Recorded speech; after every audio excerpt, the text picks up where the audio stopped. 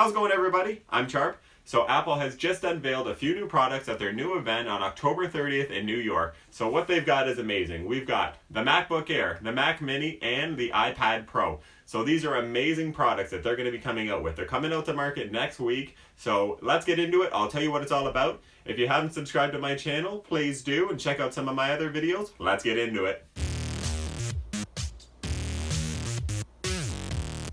So starting with the MacBook Air, they've obviously packed a ton of features into such a small laptop. Starting off, they've got a Retina display that they're adding into it. So this is a pretty cool feature. It's going to make it so much clearer for resolution. You're playing games or you're searching the web, it's going to look amazing every time you use it. Also, they've taken some of the Touch ID, which everybody thought they were phasing out, and they've added it into the keyboard. So you open your MacBook up, use your thumb to get into it, and then you shop around a bit, use your thumb to pay for it, it comes to your door, and you're finished. Also, they've added it that you can use it with third-party apps also, so it'll be interesting to see kind of how that's integrated, but I suppose for security reasons, using a few different storage apps, it would come in handy that way. Now, the trackpad is one of the features that I love about the MacBook Air, and in this version, they've added Force Touch also. It comes with two Thunderbolt ports for uploading or downloading whatever you need to, and it also has up to a 1.5 terabyte solid-state drive for saving whatever it is you need when you're on the go.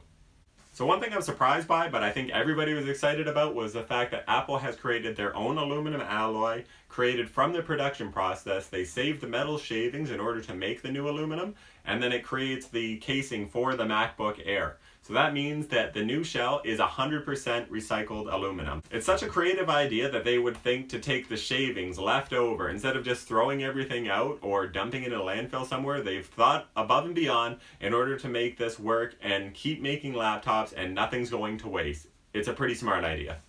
So they also brought out the Mac Mini, and this thing is a powerhouse for the size of it. It comes in a 4 or 6 core processor and carry up to 2 terabytes of flash storage.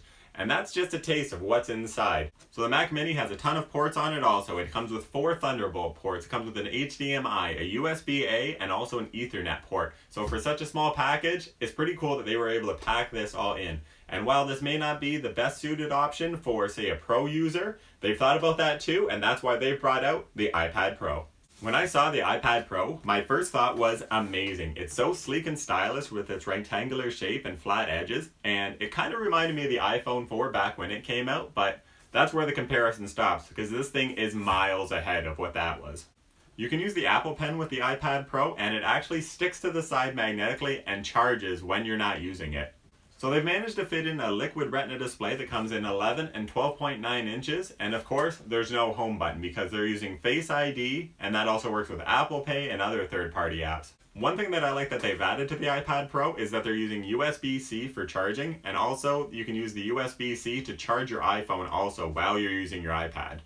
The iPad Pro has a 12 megapixel camera that shoots in 4K up to 60 frames a second, which is great for messing around with your friends or shooting video, or even if you're trying to make YouTube videos at home, it's still an amazing camera. I'm excited about the iPad Pro for shooting and editing videos because it's so simple to use for the iOS version, being able to just use your fingers to crop or edit, doing whatever you need to, adding music.